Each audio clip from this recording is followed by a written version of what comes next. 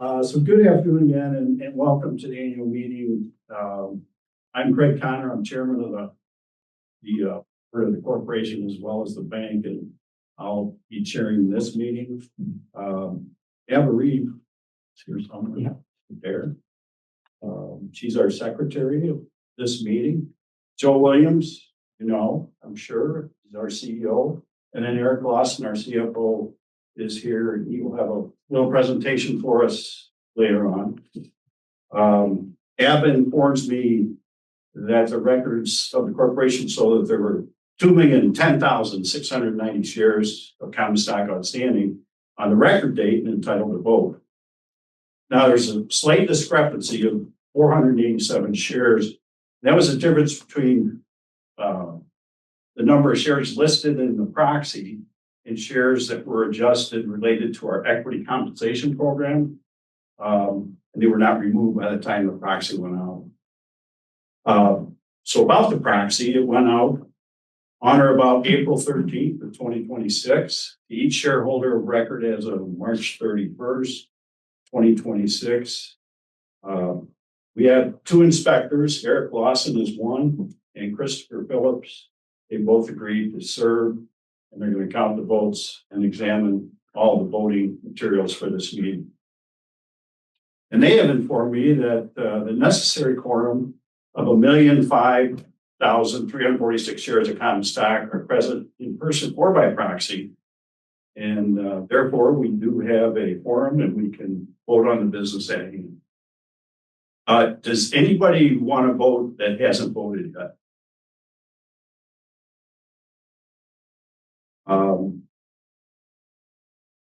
So it's Eric's turn to tell you all about 2025. You want to come up, Eric?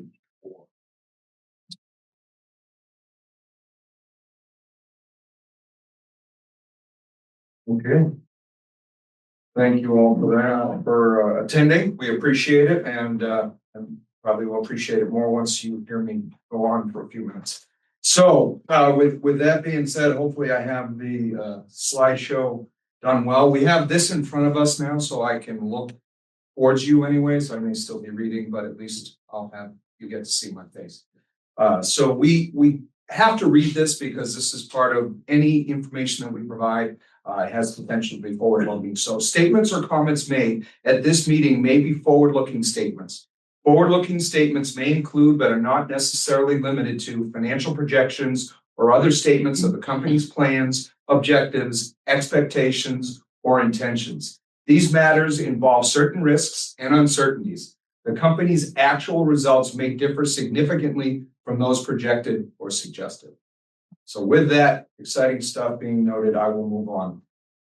The first tab, you've seen this before. This is something that we just give you a snapshot of 2025. So here you see our ticker symbol, which all of you know is CMBB, and we are traded onto OTCQX, and OTCQX is the highest non-exchange traded level of securities. So anything below the levels of NASDAQ or NICE or any of the international exchanges as well, or other domestic. So that below that is our total assets. So our total assets currently are listed at 1.32 as of December 2025. We have loans at 1.08 billion and deposits at 1.12 billion. Those two numbers are record numbers along with the total assets, all record numbers for the bank.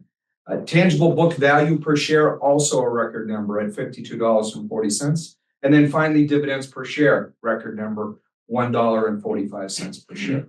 Share price, we'll look at that a little bit later, but the share price has gone up and down. It's a market value, so that's not a record number, but it's been a pretty good improvement over recent years.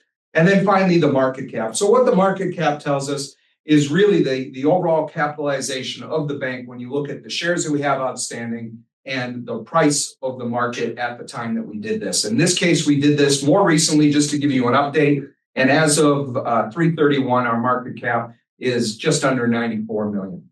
That, of course, will change every time we look at the shares and the value of those shares. So we know that recently we were trading a little bit higher. We've actually traded in the last couple of days at around $49.17 a share. So that's been a bit of an increase over the last few days in share price. Not necessarily large volumes, but there has been an increase in the share price over that time frame.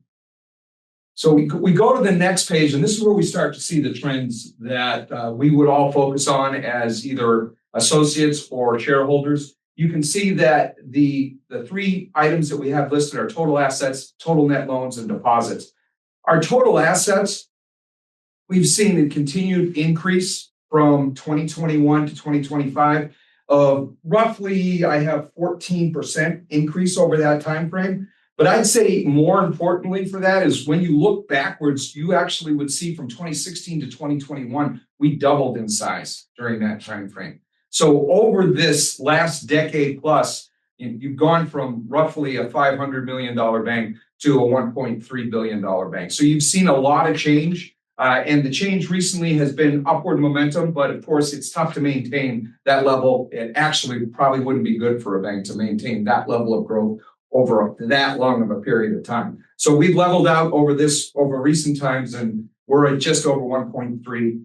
The total net loans, we can see those have also increased. Those are the drivers, right? The net loans are one of the biggest drivers of the assets. So we really don't want to rely on securities to be our main driver. We want to lend, because when you lend to the communities, you grow the communities. And that's really what a community bank's about. So we're focused on lending. We've done a pretty good job with our growth. The 1.3 billion has been relatively steady over time. We haven't seen a significant uptick or downtick. We grew a little bit more in 22 and 23. It was during COVID. You had the PPP loans going on, so you had a lot of help. Again, we were being a community bank back then, right? We did a lot of PPP loans during that time frame. Our back office worked really, really hard. Our front office worked really, really hard, and we helped out our communities. Those loans came on the books roughly in that 22, 23 timeframe, and we'll look at it in a few moments. You can see what that's done to our commercial loans. The growth hasn't been as much because we had that significant pop back in the 2022, 23 timeframe. And then we talk about deposits, and of course, deposits are essentially how you fund. You want to take the money from the individuals in our communities, and we want to lend those monies out. That's the goal. That should be the goal of every community bank, and certainly the goal that we have.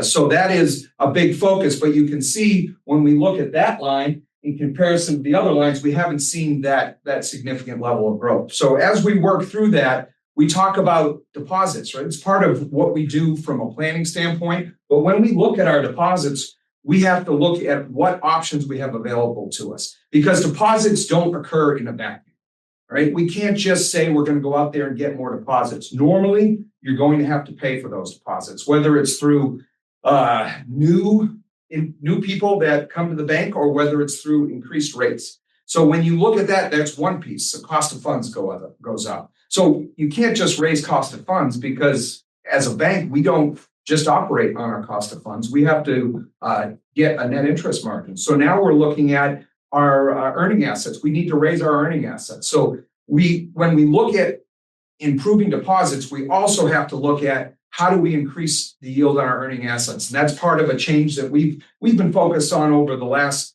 7-8 years of looking at how we price our major type of loans. Our credits, we do that a little bit more off of a 5-year trend now as opposed to prime. So prime was a little shorter. Now we do a 5-year trend that reacts a little bit more. In case you guys haven't noticed, we've had a significant reaction in the bond market over the last couple of months.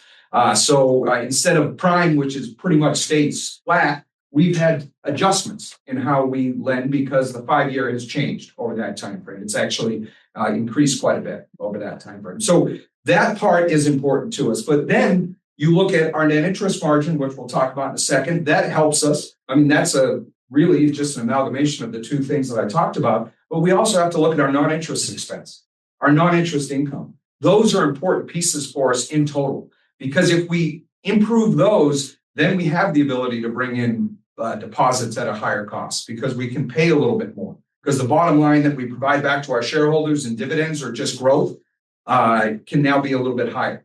So we look at our strategic plan, which is really the crux of what I'm talking about here.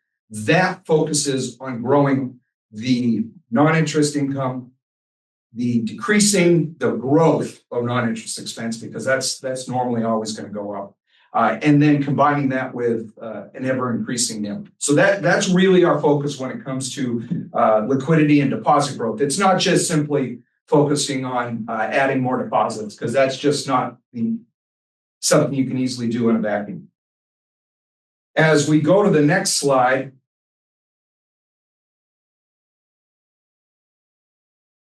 pregnant pause. All right. Did I break it already, Brad? Oh, there we go. I got it to work, or did Amber get that to work? Did I just take credit for your efforts, Amber? I did just take credit for Amber. But okay. Anyways, it's working. So on the next slide, we look at the net loan growth and the portfolio yield. I'm really not that nervous yet. I'm sweating profusely. So my apologies if I keep wiping on top. I'll open up the jacket. Anyways, we get to the third slide. So we're looking at the years of growth here. We're going over a 5-year period. And this is where we look at the details of the loan growth and the portfolio yield.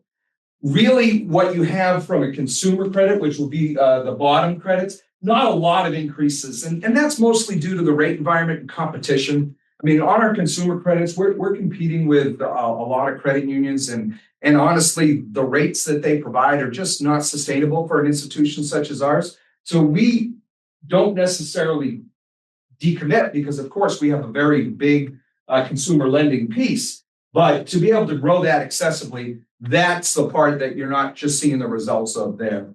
And then when you look at our commercial, I talked about that earlier, we get to see that our commercial did jump up in that 21, 22, 23 range.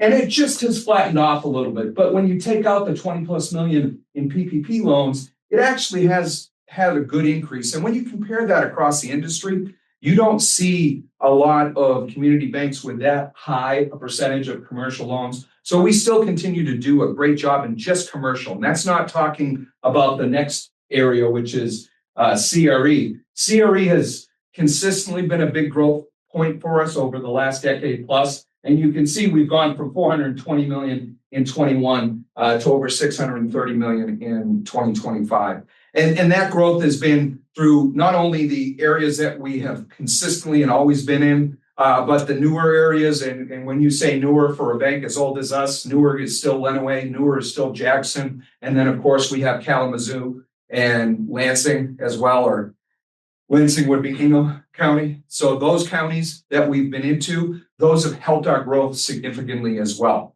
So it's not just this one area that's continued to help our growth.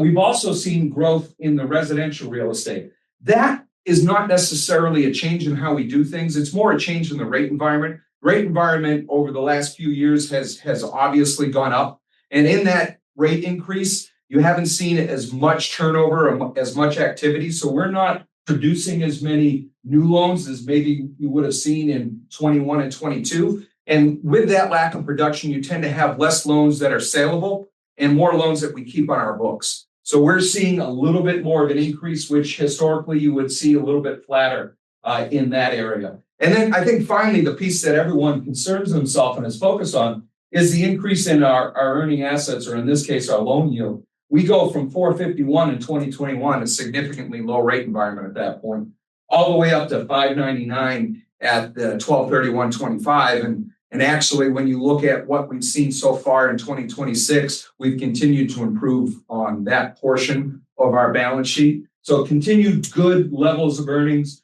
And when we look at our loan portfolio and the fact that it is the most important piece of our asset side of our balance sheet, we consistently monitor where our rate environment is, where we have to give up yield and where we get it. We'll always give up yield for the good clients, but when we should get paid, we're trying to get paid, and that's part of the process there. I'm going to hit the button, Amber, and then that was me. All right. So, by the way, I went with 3D graphs on this. Do we like these? Is that I just positive we did? That's all Amber, but and her team. But we did add, we went with the 3D graphs to make things a little bit different.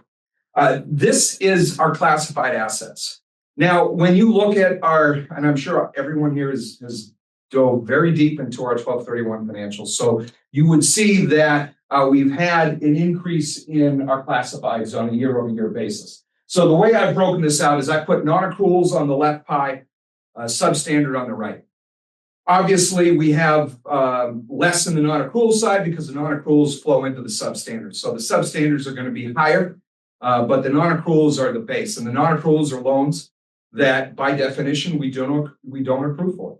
So those are loans that we believe have a significant weakness that potentially could cause a lack of return on either the asset itself or the interest that we receive. So we put it on non-accrual. So we break this out, and you don't see this in our financials on an annual basis or even on a quarterly basis. I broke it out here for you so you can see our commercial real estate owner occupied and our commercial real estate non-owner occupied.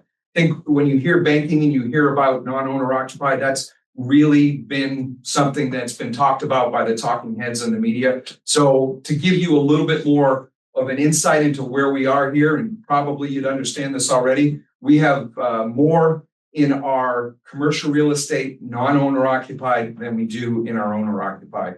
Total of just about 14.6 in overall CRE of about a $16 million, approximately $16 million total of non-accruals. And that breakout is predominantly in the non-owner occupied, which if you go back over our press releases in 2025, you'll see that we talked about two large relationships that cause that. And those are both construction-based relationships. And those are the two, really the only two drivers of the non-owner occupied piece. We see a little bit in the owner occupied CRE. There's some in there. There's not just a one or two, there's a few in there.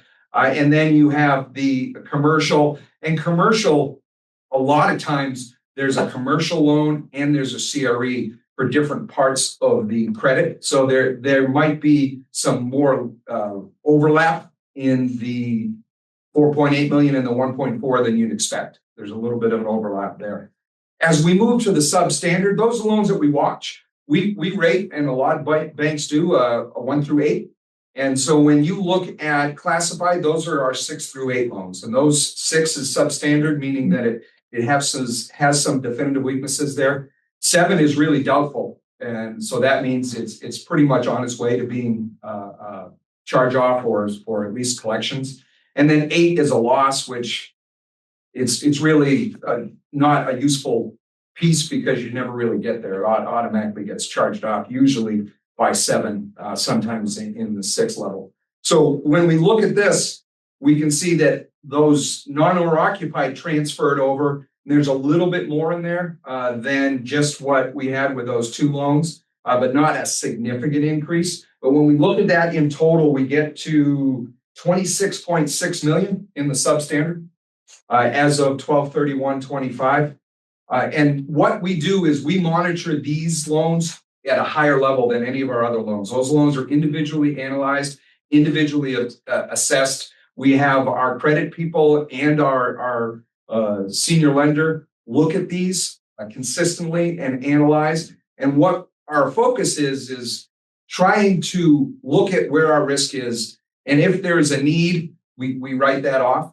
And if there is an accounting methodology that we need to employ, we'll put an impairment against it, which just means we kind of throw some of our reserve specifically to that loan. And that we're always trying to be proactive there. But that being said, we all know we're in a risk business. So in a risk business, you look at a loan and it could be okay now, but 6 months down the road, who knows what changes? You have disability, death, divorce, change in business, the overall environment, anything can happen. So you always monitor that, but that's a bank, that's what we all deal with. In fact, most businesses have their own different sets of difficult risks, and that just happens to be ours. So that's a detailed look at the classified assets. We look at the investments. This is a smaller portion of our portfolio, but it is larger than it was, say, 5 to 8 years ago. We have $170 million in our loan portfolio now. It's less than our peers, but it's still it's a good chunk for us, certainly. And over that time, in the increases, you invested in different rate environments, some low, some higher. And so when we look at our portfolio, one of the major things that actually hits our balance sheet is our unrealized gains and losses. And so the left pie that we have there shows our unrealized gains and losses. For the most part, you're seeing the bigger pieces are going to be in our municipal portfolios and in our CMOs. You also have a relatively large in the mortgage-backed securities as well. When we look at the unrealized, we always analyze securities that have been in an unrealized loss position for a period of time, and 12 months is usually your focus. But you're always analyzing them to make sure that it's just an interest rate issue and not a credit issue. If it's a credit issue, we'll actually charge these investments down just like we would with a loan. If we really had to do the same accounting methodology for loans, you would see the exact same pie chart. We'd have unrealized losses in our loan portfolio, but we're not forced to do that. Our loans, we don't have to mark those to market, so we don't. So here in the investments, we do mark them to market, and this is the difference that you'll see. CMOs are a pretty big portion of our overall, so that's really the reason why you see those at a negative 522. And the municipals, we probably do about 60% of our municipal investments just in the local communities, trying to invest back. That's how we give back in another way. We also, of course, do the lending, but that's one way we give back. So some of the other ones are longer term investments as well that we do outside of the local area, mostly in the Midwest, sometimes on either of the coasts. But overall, that's just what our muni portfolio looks like. The other is an amalgamation of a few different types of investments. We do sub debt, for example, and that's debt of other bank holding companies usually in Michigan, although again, could be in other areas as well. So that is the other piece. U.S. governments is a smaller piece of our portfolio. Most of those are held to maturity, so you're not going to see that in our unrealized loss piece. And just as an FYI, when you look at our portfolio, you can hide a lot if you have a lot of your securities in HTM because you don't report the unrealized gains and losses. Those are just reported at book value.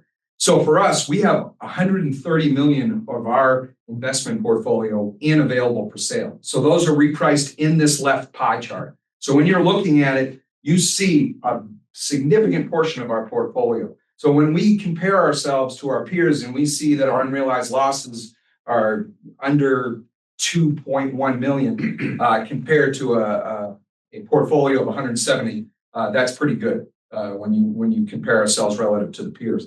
And then we do look on the right side because you can always have low unrealized losses if you don't take a lot of risk, certainly if you invest at the right time. So you can see our yields over here. Overall, that yield is 4.16. So we have 4.16 is the overall yield. You see the other, I talked about the subordinated debt. There's a couple of asset-based as well. So those are going to be a little bit higher. Sub debt, depending on when you got it, could be anywhere from 8.5 down to 4.5, 5, depending upon the time you did it and the strength of the organization. But that's always going to be a relatively high level. But then as you get through the other ones, you still see a relatively good return. CMOs, we already talked about them being a big piece. Although they have a 522 unrealized loss, they have a 4.37 yield. The yield is what's getting us our income on a monthly basis. So that's the more important part. The unrealized doesn't matter if we never sell them. As long as we don't sell them, they're going to get closer to zero as we get to maturity. And upon maturity, they'll be at zero. So we're looking on the yield side as what the benefit is to the income statement. The lowest part is going to be our U.S. government securities. We did some of that investing back in 2020, 21 when the rates were a little lower.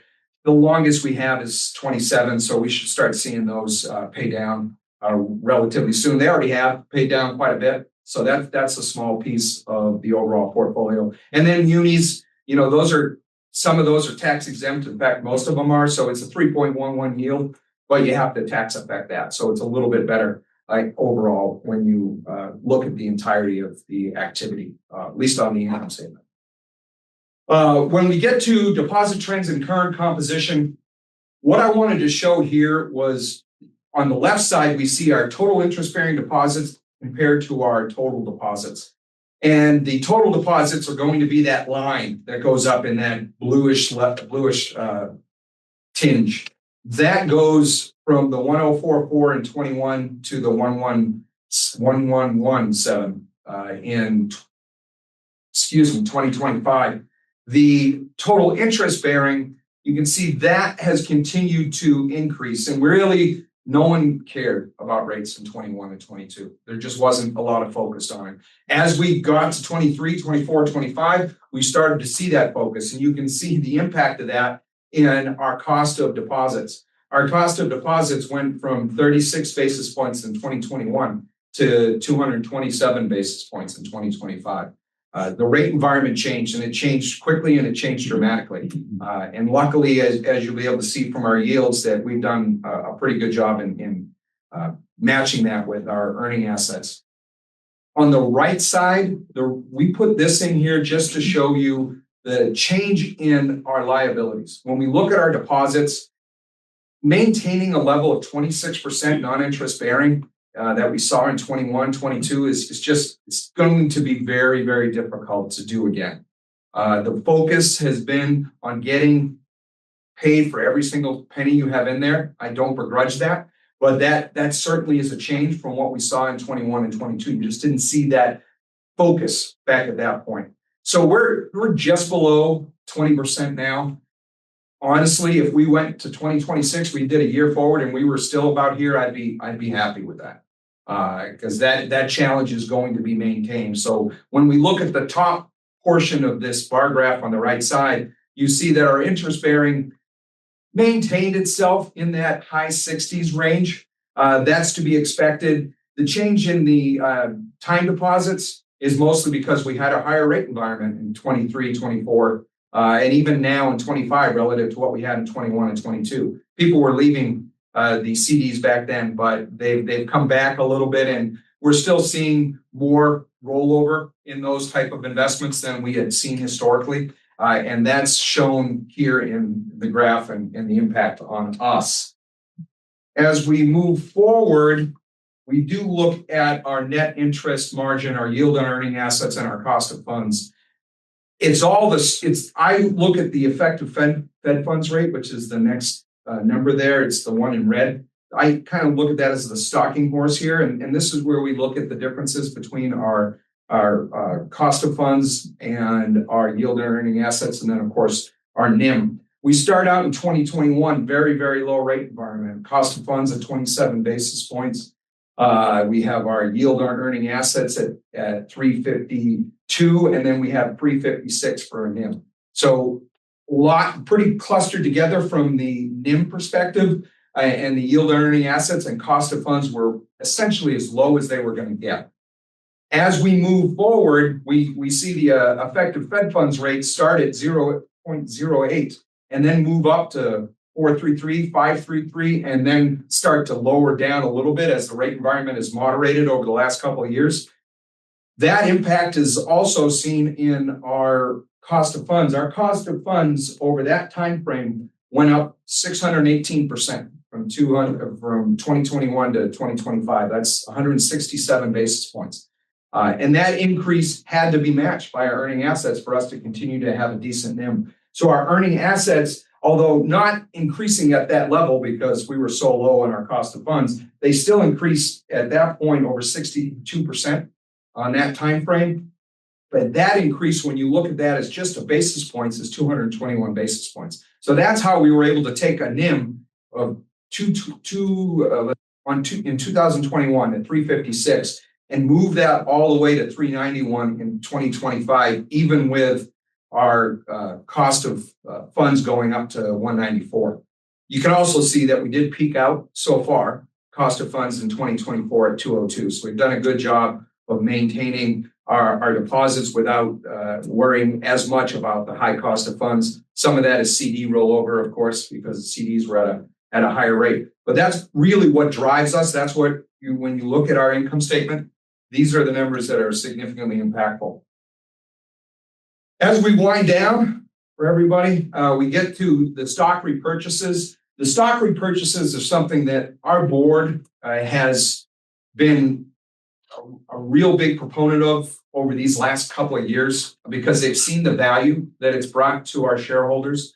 We look at 2024, the first year we bought that, we actually bought it at a pretty good deal. We had 145,000 shares and we actually limited it to that number. It's the first time we had tried it. We were dipping our toes into it. We bought it at $38.50. That was 80% of book value. So we were buying at a pretty good deal at that point. 2025, we dipped back in again, really right at the same time, that third quarter time frame. We bought back just over 59,000 shares at $44.09. So you can see already the shareholders are getting a better price on their shares than they were just a year ago, pretty much exactly a year ago.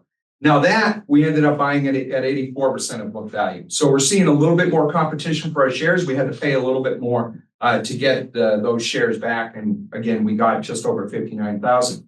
We started an ongoing buyback in 2026. The ongoing buyback, we've already purchased back just over 26,500 shares. We purchased those at $45. We didn't have to pay as much relative to book as we did in 24. We're able to get that back at a little bit of a discount to 83% of book value. Still improving the overall value of our shares for the remaining shareholders that have stayed with us. And ultimately, that's one of the ways we do that. Of course, ultimately, our goal is to continue to build a good book value and continue to build that, also provide decent dividends to our shareholders. And that I think we've seen over the last couple of years, increasing both of those. So that's all part of our goal. And this stock repurchase has helped that as we move forward. The final two slides are earnings, tangible book value, and book value per share. I won't go to that too much in depth, but you can see the improvements there over time in earnings per share, moving up from over 530 and 2021s to nearly 590 now. But also the fact that our tangible book and our book value continue to improve. Not a lot of difference for us between tangible and book value. The reason being is we just don't have a lot of intangible impact. It's essentially for us goodwill. We only have 2.6 million in that. So it's not overly impactful when you have 2 million shares, 2.6. It's roughly what you're going to see there as the difference between book value and tangible book value, but still continuing to improve that over time. And then the final slide just shows you a history of our return from November of 2017 through March of this year. What it is, it's called total return. So you're really looking at the improvement in the stock price over that time. And you're also looking at the dividends that were provided to the shareholders over that time. And you're putting that into a percentage improvement. So when we start both at 0 in November of 17, we compare us. We've done a pretty good job of maintaining the difference between ourselves and the S&P US BMI banks. So it's essentially exchange traded banks in the United States that report, and the S&P takes that data and puts it all together. And that increase or that maintaining of the improvement has continued over the entirety of the time. Got a little close, 24 and 25, all the banks were getting hit in that time frame. But we've been able to maintain a slight increase, mostly I'd say due to our performance and our buyback, where we've improved our price recently in the last few months, while you've seen the index go down a little bit. So that's a good improvement for us over that time frame. So before I get to Joe, is there anything specific to what I've covered that anyone wanted to talk about? We'll have questions after Joe's if you want to hit it then too. So unless there's something specific, you can listen to what Joe has to say and then ask. I'll give you one. Yeah, sure. So you mentioned CD rollovers. Are you experiencing the ability to lower those CD rates? Yes. You guys flatlining? No, I most of the rates that we've had rolling over the last, at this point, 6 months have been in that 430, 440 range. And our new CDs are going on in roughly 360. So we've been able to get really nearly a 25% improvement on that. So that's helped us out a lot. We really had a lot of people going to the 13-month special back a year plus ago, and that's been what we've seen roll off the most. So that's been the benefit for us. All right. I will move it on to Joe. Thank you, Eric. There you go, sir. I'm gonna bring the water up just in case I start sweating like Eric. Yeah. Not sure what the problem is there, but I know that sheet that. My name is Joe Williams, President CEO. This is my 4th annual shareholder meeting as CEO. So let me just say thank you for your support and your encouragement in the 4 years that I've been in this role. A couple comments I want to make. Eric, I know Eric. I've worked in banking for 45 plus years, and Eric is by far the most excellent CFO that I've ever worked with. The amazing thing about Eric is I can call Eric anytime, any day, and ask him about a line item in our general ledger, our balance sheet, our income statement, and he knows the answer. He doesn't have to look it up. And the other thing I would say about Eric, when you start thinking about some of the earnings growth that we've had, you start thinking about some of the strategies that we've implemented, leverage strategies, the stock buybacks. That was really first initiated by Eric. So we've got a first class CFO, and I'm not just telling Eric that to boost his ego, but I'm just speaking the truth. So thank you, Eric. I appreciate that. The other comment I would make is I typically get up in front quite a few times during the year and speak at a lot of different things, but I get nervous 2 times a year. First time of year is when my pastor says, Joe, could you fill in for me this Sunday? The second one is the annual shareholder meeting. So level of importance, God's right there, but then there's the shareholder. So just wanted to share that. Eric really peeled the onion back, talked a lot about the numbers. I'm going to kind of just share at a high level how we do it every day logistically. You can look at the numbers, but this is how we come into the office every day and try to accomplish what we're trying to accomplish. So I'm sure you've seen this mission statement, and I think I initiated this in my letter to the shareholders in the annual report, but really want to focus on the way we look at it. The management team at County National Bank is, we're not just trying to take care of one group. We've got quite a few groups that we're trying to take care of, and we believe that we can stay a community, a strong independent community bank, if we're able to take care of all 3 of these pillars. So obviously you've got County National Bank, the community, that's where we generate all of our business from. But then you look at the 3 different pillars that we really focus on as an organization. Obviously our shareholders, that's why we're here today, but our associates are just as valuable and just as important to the organization. And then obviously our clients and our community is how we grow revenue, how we generate, and how we serve back to the community. So really want to touch on those a little bit. So if you look at our shareholders, the first pillar, the one thing I would point out here is consistently in our organization, we talk about earning our independence as a community bank. We think that's really important for us to stay focused on. So obviously, what does that mean? If you go down to the bottom, the 5 there, sustainable growth for earnings per share. Eric touched on that in his slide, and I'll touch on it in my next slide, but strong return on investment. You all as shareholders can do different things with your capital. We just appreciate that you invest in County National Bank so we can serve our community, but also we want to provide a really good return back to you as an investor. Provide share liquidity. This has probably been one of our challenges since I've been on the board and moving into this role, because we just don't get a lot of trade activity in our stock. And so, as Eric mentioned, our board has taken initiative to figure out how do we help our shareholder liquidity. Eric touched on the 2 stock buybacks that we did, so that created liquidity for shareholders that maybe needed the liquidity. And then we have the ongoing purchase back. So we take this very seriously, and we stay focused on that as a board and as a leadership team for the bank. Obviously, we want to continue sustainable dividend growth. We think that's really important. And then really, we need to do it and maintain regulatory safety and soundness.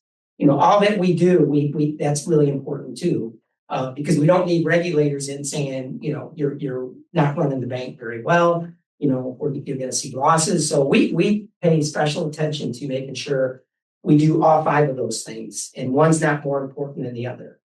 So when you think about just this past year for our shareholders, again, I want to talk about each pillar. So earnings per share up 9.7% since 2021. We'd like to see it a little higher, but it is up since 2021. Look at the tangible book value per share. It's up 43, almost 44% since 2021. Book value per share is up almost 43% since 2021. This past year, we had 3 dividend increases for you shareholders. And then we did also pay the special dividend at 20 cents per share in 2025. So all positive things that we're trying to take care of our shareholders. And I've already touched on the stock repurchase in 24 and 25 and the ongoing. So again, we want to try to maintain and keep some liquidity available for those shareholders that need it. So we move on to the next pillar at County National Bank, and it's our associates. And I really appreciate all associates that are here with us today. I appreciate the associates that are online watching, so thank you. We can't do what we do without our associates. And so when you think about associates, people that come into County National Bank every day, we talk about relationship banking, we talk about personalized service, and we talk about knowledge, vast knowledge. Just because I'm a teller, that doesn't mean I can't look for cues to identify wealth and trust investment opportunities. We want our associates to understand at some level all the products and services that we can offer all of our clients, because there's nothing more frustrating than a client coming in and saying, I didn't know you guys did that.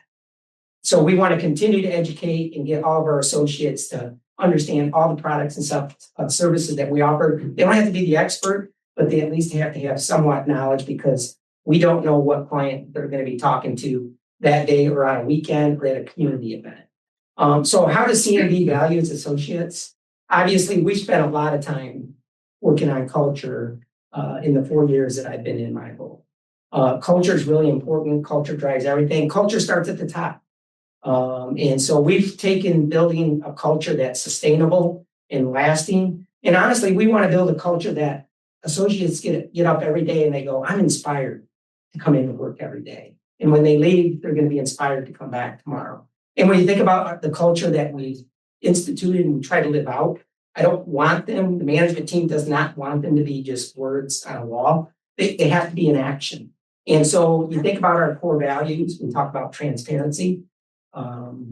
Transparency is really important. I really appreciated Eric going through the classified assets today.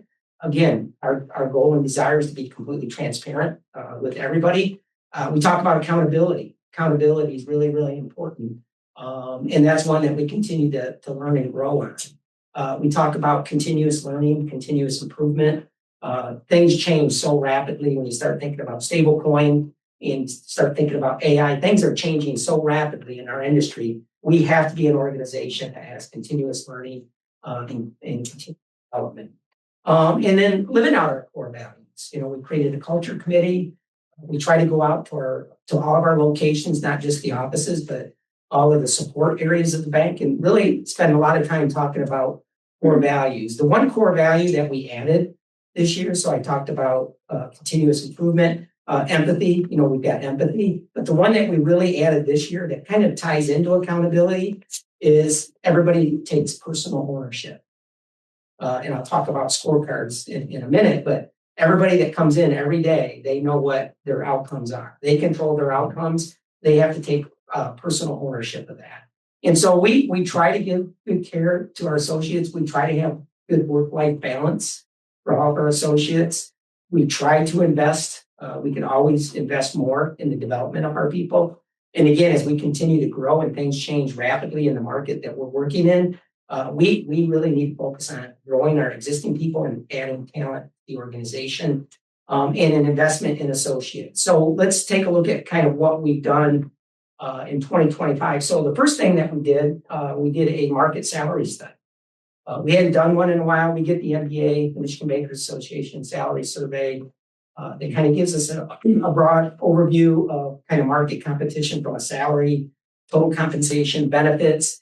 But we took a deep dive and looked at every position in the bank, and are we paying our people what they're worth based on market data from the top all the way down throughout the organization. The great news for us is we were paying 75 to 80% of our folks within that 85 to 105% of midpoint. So it really reinforced that we are trying to take care of our associates, and we do pay a fair wage. The other thing that we did in 2025 is we've always had profit sharing. Our goal was to have a 5% profit sharing.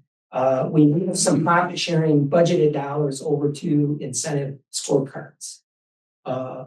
Again, a couple reasons we did that. A lot of our folks like the cash compensation versus maybe profit sharing that they don't get to see or use immediately. It's long term. So we pay, we do up to a 5% match on 401k. So we're already taking care of that. So we reduced profit sharing by 2.5%, and we moved profit sharing over to incentive based. So every individual in the organization has a scorecard. And based on what level you're at in the organization, the payout percentages will vary. But 60% of it's tied to the overall bank performance, and 40% is tied to their individual performance. So when we looked at individual performance in setting metrics for individuals, we looked at their actual job position. What do they do every day? How can they help on the revenue side? What can they do on the expense side? Or what can they do or identify that improves efficiency? So their individual measurements were tied to what they do every day. I think, the management team and the board, our whole goal and desire of doing this is we want everybody at County National Bank. It doesn't matter what you do. If you're in facilities, if you're in commercial lending or support in the back room, what you do every day matters. It has a huge impact when you put it all into totality. It has a huge impact. So we wanted everybody to truly understand that they can control some additional cash incentive for themselves based on how they perform and how they help the bank perform. Very successful the first year rollout. A lot of great positive feedback. We're going to continue to tweak it as we continue to grow as an organization. But I think that's one of the best things that we did in the organization in 2025 for associates. Again, we did pay out 2.5% profit sharing for 2025, along with the 401k match. And then we continue to focus on talent. We will not be able to grow and compete in the markets that we're in unless we continue to add and grow our talent. Develop our existing people, but then grow our talent. And so one of the things that I wanted to share with this group, so these are some key hires for us. At the VP level, we had a few more promotions and hires, but these are the key hires at the VP and above level. So last year, at the end of the year, Kathy McCrate retired, had 50 plus years not at just CMB, but in her career, 50 plus years in chief risk officer position. That's a hard person to replace. So we did find a replacement. We took our time. We interviewed lots of candidates. We said we want the right fit. And we actually ended up hiring Robin Dick, and she is now our VP Chief Risk Officer. And couldn't be more excited for her to lead our entire risk team. Shauna Paget, I think she's been with us about a month. I think Robin and Shauna have been with us about a month or a little over a month. This is a new position we created at the bank this year, Chief Innovation Officer. And Shauna has a lot of experience in operations. She's been a chief operating officer. She's taken banks through data conversions. And just what was interesting is Shauna lives in a Portage Kalamazoo market. She actually was a teller at County National Bank while she was going to college. Didn't know that when we interviewed her. She told us that. But her sole purpose is to come in and help drive innovation, process improvement, efficiencies. And I'll talk about a couple other things in a minute. But she came in and her first week with me, and she said, "Okay." She had pulled out a piece of paper and said, "Okay, what do you want me to do?" And so I turned around and pulled a piece of paper out of my copier machine, and I gave it to her and said, "Here." And it was completely blank. I said, "If I had to tell you what to do, then I probably hired the wrong person." And she just got excited to say, "Yeah, I'm just going to observe for a couple months and learn our processes and things that we can do different." So I'm really excited to have Shauna on board. Julian joined us as a commercial lender up in the Lansing market. Lansing's been a little slow getting started, but now I think we've got the right leadership and the right people there. So really excited to have Julian, a lot of experience on the commercial lending and very well connected to the greater Lansing market. So really excited for him. One of my favorite hires for me personally is Jody Dodd. Jody's here. Jody, raise your hand. Jody is our Chief Human Resource Officer, VP. When we interviewed Jody, we interviewed a couple other candidates with banking background. Jody had no banking background, but she had a lot of experience and great background in people. And guess what? We have 250 people that work at CNB. And she has just come in with a great amount of energy and has really challenged us on how we do things. And so really excited. And I even see better things for County National Bank in the future because, again, hiring Jody, that she doesn't have any banking baggage to come into the organization. She can come in and look at things realistically and fresh and bring new ideas to the team because we've all been in banking for a long time. So Jody, thank you for choosing CNB. Two promotions that we recently did, Delicia's here, where's Delicia? Right there. We kind of created a chief banking officer position and we moved Delicia into this position. We are really going to spend some investment and focus on our retail branch system and our treasury management system. And so Delicia is going to really lead both of those areas for the bank. I know it can be better. I know Delicia knows it can be better. It's been good, but we can be better going forward, and we need to be different. And so really excited for Delicia. And then we just recently promoted Neil Wackler to RVP, he's our regional vice president, but he's going to lead our Lansing market. Already has a big book of business up there. He's got some connections. He's been with the bank. He's been one of our best performers from a production standpoint. And he knows commercial really well. And so really excited for Neil to take on this executive leadership role and lead our Lansing market. And he is hitting the ground running. So just wanted to give you a flavor of the recent hires or promotions within the bank because we've got to continue to improve and grow our talent within the organization. And then obviously clients and community are really important to us. We want to serve, we want to understand, and we want to meet all the needs of our clients. If I could wave a magic wand in our organization, and it doesn't have to just be in retail, it's everywhere. I want more curious conversations with our clients. Let's not push one product, let's not push one service until we truly understand what the client's trying to accomplish today, but also in the future. And so we talk a lot about curious conversations.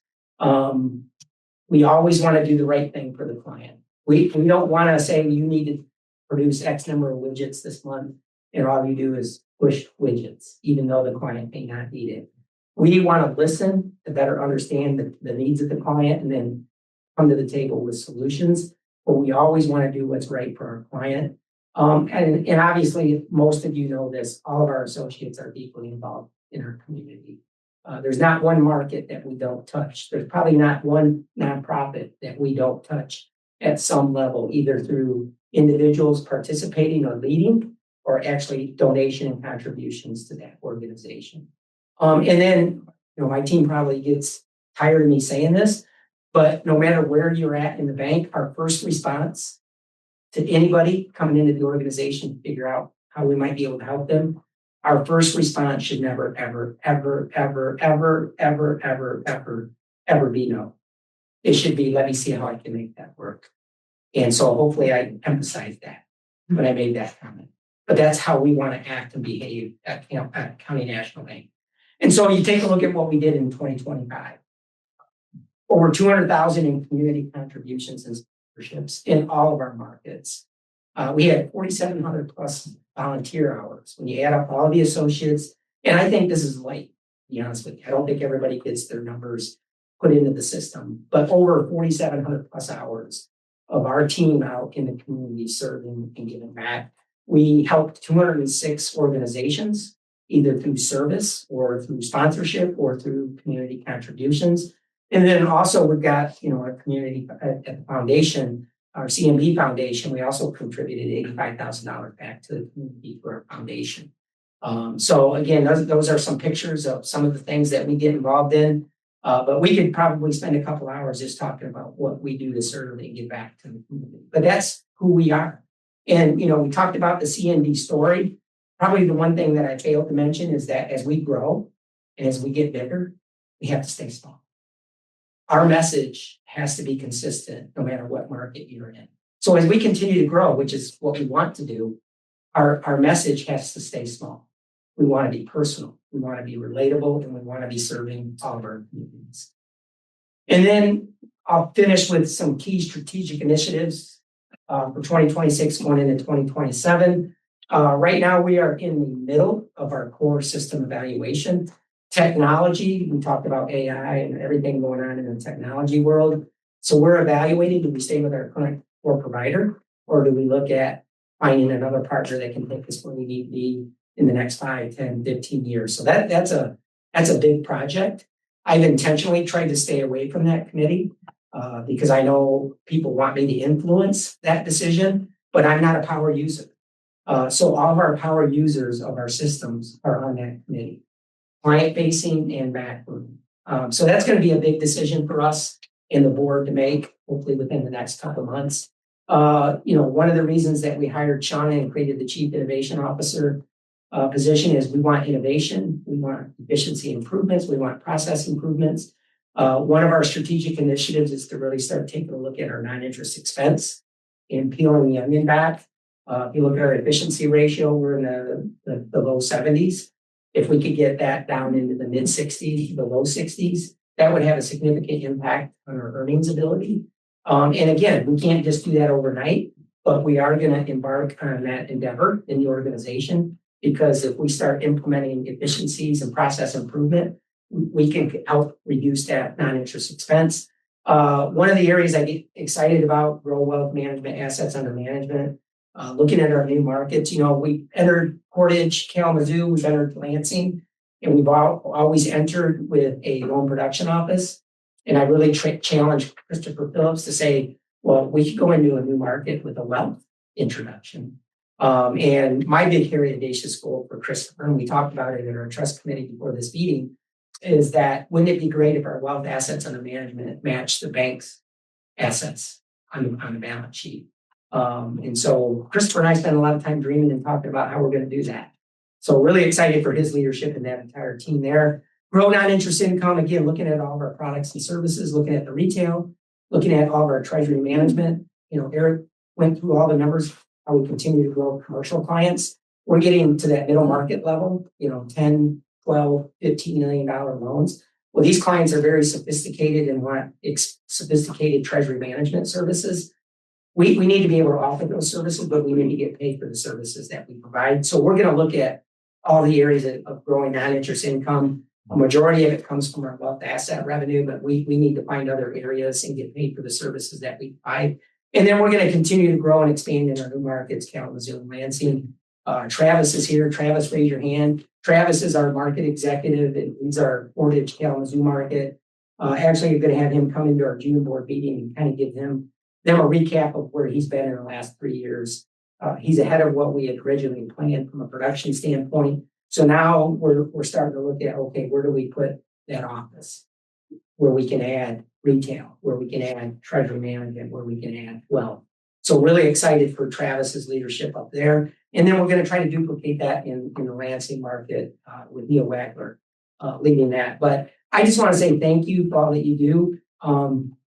Sometimes people go, Joe, I don't see you ever retiring. Yes, I will retire at some point in the future. But what really drives me and I know the management team, we come in every day and we go, you know what? We don't want to let our shareholders down. We don't want to let our associates down. And we don't want to let our communities and our board of directors down. That's the attitude I come in every day. It's not about what Joe can get or what Joe can do. It's like, I don't want to let anybody down. And that's the mindset of the leadership team at County National Bank. So that's all I got. So I'm going to open it up for any questions or comments about anything. And we'll give them all to Craig. Any questions or comments? Yes. I appreciate the annual report you pressed our job. Just curious going forward, Eric went over the non-accrual numbers and stuff. How you feel about asset quality this year? We'd always like to feel better. But we think we've identified, but stuff happens tomorrow that we don't see happening. On the issues that we had last year, we're working through those. But then when you go maybe get updated appraisals, what did the updated appraisals come back? What can you sell those assets for? So there's always that in the back of your mind, or is there more pain there? I would say at this point, we feel pretty confident where we're at, but I can't stand up here for certain and say there may not be more pain. I know in your world, you probably live that same way. But we think we've addressed all our issues right now. But again, that can change tomorrow with any client, or if we get another lower appraisal back on a property we've already taken back, how does that impact? And where do we stand with our allowance? Good question, though. What else? Other questions? Yes, Mr. Van Halen. So I was just wondering about, I know the bank and the bank holding company are carrying about 80 million in debt. Mhm. And I know a large part of that was used for share buybacks. And I know there was also talk about a leverage Yes. program. I just don't really understand what we were doing. If you don't mind elaborating on that just a little bit, I just want to understand what the strategy was and how we're implementing it. Yeah, and I'm gonna let, the most awesome CFO that I mentioned earlier on, I'm gonna let him address that, but I would say, if you look at our, as a board and as a leadership team, it's positively impacted our earnings and it's really helped us. And again, the leverage strategy was all birthed and thought of by Eric, but then taking the board and management team through all the education piece. So you want to touch on that, Eric? So with the leverage strategy, because we were doing the buyback, and the buyback was the initial reason we wanted money at the holding company to purchase. We didn't want to upstream any more from the bank than we already had. So we were taking some outside funds to do that. We actually did a line of credit with another financial institution. We didn't have to do sub debt. We actually got that at below prime. And so we don't need to pay until we use. We use roughly 9 million to do the buyback and the leverage strategy. So we used a couple of million to do the initial buyback earlier this year. And what we then did is we took the remaining money in that 7 million, 6 million range and put it down to the bank and leveraged it roughly not 9.5, probably 9.25 times, which essentially means we put the money down, and then because of our capital ratios, we have the ability to employ that into assets without having to have more capital to support it, other than the money we brought down. By bringing that money down from the holding company to the bank, we added capital to the bank. It's an investment from the holding company. So we then took that extra capital and purchased 60 some odd million in investments. Now, some of the borrowings we did at the bank level were to add the cash to be able to do that investment. But we've done a tracking of that since we started that process, and it's been since September that we've done that. And at this point, as of last month, we had added an additional 400,000 to our bottom line by doing the leverage strategy, even with the additional borrowings. That's not only taking into consideration the cost of the borrowings at both the holding company and the bank, but it also takes into consideration the opportunity cost of the dollars that would have sat in cash. So by analyzing that and looking at the earnings that we made from the leverage, we've increased our bottom line over that time frame by about 400,000 plus. And certainly we would expect to continue to do so with the rate environment.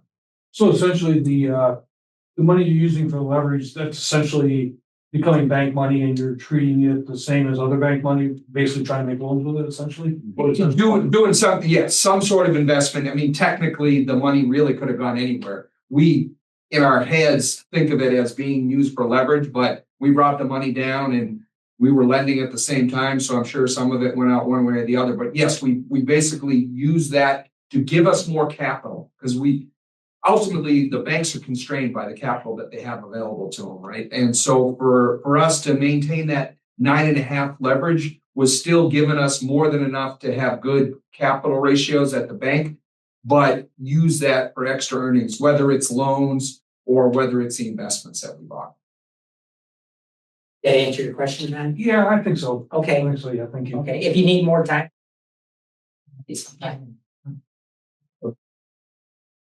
Any other questions? Any questions, comments? Can I ask just? You certainly can. Can I just go to Eric, you just a little bit on liquidity, the bank's cash position has come down a lot over the last 5 years, and that's been good for NIM, but do you feel you're in a position to still be able to fund loan growth, or how does liquidity feel for the bank? We just had that discussion at this week at Alco. Yeah. Yeah, we continue to monitor that. I mean, some of it was part of our leverage. We didn't I actually had projected to bring a little bit more money down from the holding company and borrow a little bit more. But because we had deposits available at that time, we decided not to. So we used some of that cash for the leverage strategy, even though that wasn't initially how I designed it. However, as we move forward, what we see during certain timeframes are lower periods of overall liquidity, such as now. If you look at our cash in March, it was down from where we were because our deposits tend to be strained in that first few months. But as we get through June, we'll see deposits rise. So then you just look at where are we in relation to our deposit growth. So we have budgeted our deposit growth to match our loan growth over the next couple of years. And the reason we did that is because we know that we've used a lot of that cash. So we're doing we added an additional municipals, really the overall treasury person to do municipals and all the rest in all of our markets. And we've actually doubled the size of our treasury in the last 3 years. So we continue to expand that function. As Joe mentioned, we're doing a lot of the additional IT related aspects so that we can bring in more of the higher deposit entities. So yes, I mean, ultimately you look at our cash, we know we need to continue to bring in deposits, and these are the efforts that we're making to do so. Yeah, I would say on top of that, Kevin, I think we got about 125 million in municipality deposits. So typically, all the tax money comes in December. We'll start to see that go out in January, February. It'll start to build up back in June, and then we'll see a big push up as we get closer to September with the next tax payments. But when you look at we track year over year. And so we know when the seasonality is going to hit, when those municipalities are going to use those funds. So we try to plan for that in our budgeting process. But if you look at the graph year over year, there's a gap between last year and what we've done this year. So we continue to grow those deposits as well. But we try to look at the seasonality of it as well. And I think we've got a really good secondary liquidity. Extensive secondary liquidity if we need to use it. Yeah. Well, if I could add something to the duration on our investment portfolio is not long. Those are rolling. When you mature, you can decide to put them in cash or maybe make another investment. It's amazing the loan runoff, it's a big number. It's surprisingly big number. You wouldn't think people are making principal payments the way they are, but they do. Yeah. Like you're treading water trying to grow that loan portfolio sometimes. There's so many pay downs. Any other questions or comments from anybody in the audience today? Yeah, you certainly can. I can do a compliment. Yes. I was reading a lot of the allowance methodology changes were very prudent. I appreciate that as shareholder. That was very, very smart. I assume you're going to give the credit to Eric. Yeah, Eric gets the credit. Very Team effort. Yeah. I'm just glad I got his performance. But no, we got a great team. And again, our goal is we want to do the right thing. Alberto, we're going to tell you we stubbed our toe, but here's what we're going to do to learn from it better. And we're going to continue to grow the organization and put the right people in the right place and take care of our shareholders, our associates, and our communities. Thank you all for being here. I'm going to turn it over to our chair, Mr. Connor, and he's going to give the vote results. Thanks, Joe, and thanks, shareholders, for good questions. And Joe will take questions pretty much anytime. He's one of the most open books there is. His office doors are always open, so if something comes up, and between now and the next time we're meeting here, feel free to either email him, come into his office. He's very open that way. So now we can proceed with business at hand, which is to vote upon the election of 3 directors to serve for 3-year terms. So at this time, I'll entertain a motion to approve this following resolution. Resolved that Johnny Barrett, Stephen A. Wells, and Joseph R. Williams be and hereby are elected to serve as directors of CB Community Bancorp for 3-year terms or until the election of their successors. Can I get a motion? So moved. Support. Did we get that? We did that. Natalie. Okay, beautiful. The second proposal before the shareholders of the company is the ratification of the audit committee selection of Raymond Robson LLC as the company's independent public accounting firm for 2026. Board of directors recommended this ratification of the selection of that firm. So at this time, I will entertain a motion to ratify that resolution. Support. So has everyone had a chance to vote? I think we have. Ava, would you like to read the results?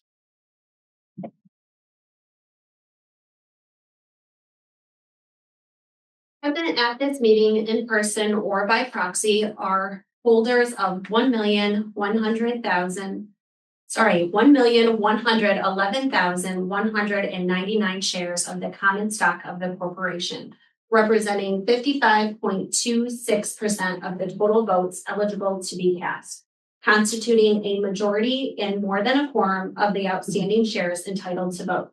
Signed proxies and ballots have been inspected, and the following is a record of the votes cast in consideration of the election of directors. Of the 1,111,199 shares present in person or by proxy, 993,887 shares voted in the election of directors, of which 945,182, which equals 95.10%, elected the directors as proposed. The remaining votes abstained or were withheld. Of the 1,111,199 shares that were voted, 1,074,273, which equals 96.68% of the quorum, voted to ratify Raymond Robson LLC as proposed. Accordingly, the proposal to elect directors as proposed and ratification of Raymond Robinson LLC as proposed was duly approved by the shareholders. Thank you, Ava. So according to those calculations, congratulations to the board of directors and also congratulations, Raymond Robson. I was just listening to those percentages. If we were politicians, we would really love. But we aren't. We're bad. Again, thanks for being shareholders. Thanks for your support. Talk to your friends. Maybe we can get some more shareholders. I still think the stock's undervalued, trading below book now for quite a few years. And that's one of the reasons we did the stock buyback, because it's a bargain. So I would ask if there's any other questions for me or Joe or Eric at this time. Okay, well, there being no further business to come before the meeting, need a motion to adjourn. All those in favor of adjourning, say aye. Aye. Any opposed? Thanks very much. I'll have a good afternoon. Thank you.